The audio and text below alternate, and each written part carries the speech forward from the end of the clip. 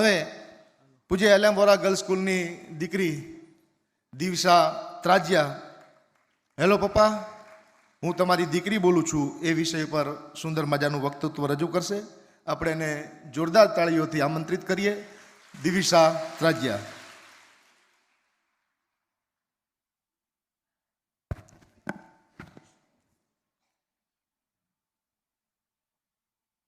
વય વિચાર અને વાણીમાં ઘણી વામન એવી હું પૂજ્ય એલએમ વોરા ગર્લ્સ હાઈસ્કૂલની લાડકવાઈ દીકરી ત્રાજિયા દિવિશાના આપ સર્વને વંદન. જિંદગીમાં ન ખુશીઓની કસર રહી ગઈ, જિંદગીમાં ન ખુશીઓની કસર રહી ગઈ, તમારી સાથે એટલું જીવી મન ભરી કે મારામાં તમારી અસર રહી ગઈ.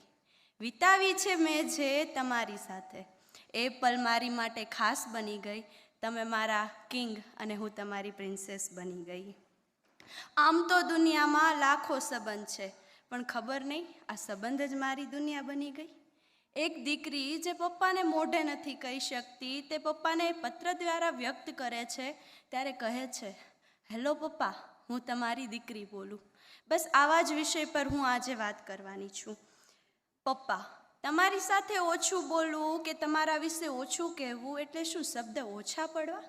ના, એવું નથી, શબ્દ આછા પડવા. પપ્પા જે એક એક તણખલા વીણીને સુંદર મજાનો માળો બનાવે છે, સંબંધોની સોડમ રાંધે છે અને સમણાઓના ટુકડા સાંધે છે. વાતે વાતે લલકારતા પલકારતા પપ્પા, તમારી ભીતર ભૂમિ સાવ ભીની અને સાવ પોચી કેમ? એકડો ઘૂંટતા આકરા થતા પપ્પા, એકડો ઘૂંટાવતા આકરા થતા પપ્પા, અને પરીક્ષા વખતે વાંચવા ઉઠાડવાનું આલારામ પપ્પા. ક્રિકેટ રમતી વખતે છગ્ગો માર્યો હોય ત્યારે દડા કરતાં વધારે ઉછળતા એ પણ પપ્પા જ. અને મારી ચાહને અમૃતથી પીતા એ પણ મારા પપ્પા.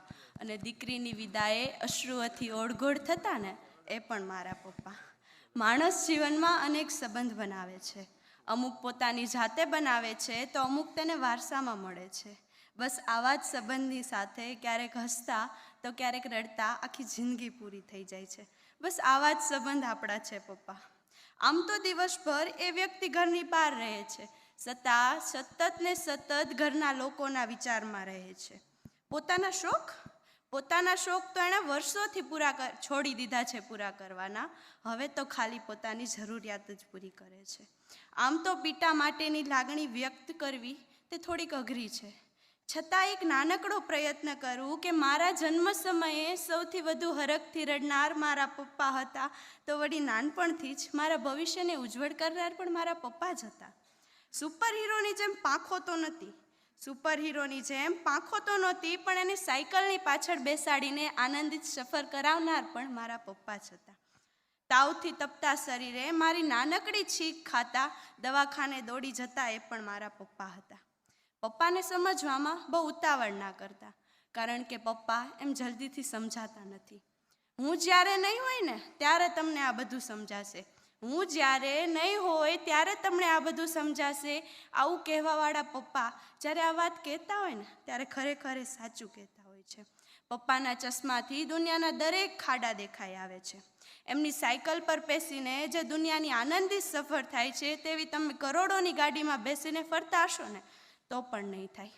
રૂમાલ આપ, પાણી આપ, ચશ્મા નથી મળતા, મારો ફોન ક્યાં મૂક્યો છે, આવા રોજ સવારના દેકારો કરનારો માણસનો અવાજ જ્યારે છેક ધુમાડો થઈ જાય છે ને ત્યારે જ આપણા કાને પહોંચે છે.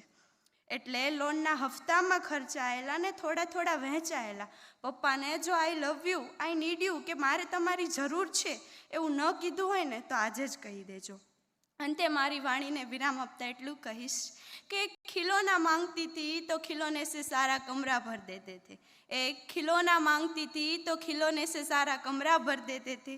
फिर पता नहीं क्यों पापा कई दिन ऑफिस पैदल ही जाते थे. एक दिन अपने पसंद का ड्रेस मांगा तो लिफाफे में ड्रेस के साथ सुंदर सा गहना भेज दिया, लेकिन पता नहीं क्यों पापा ने इस दिवाली पूरा नहीं कुर्ता पहना था.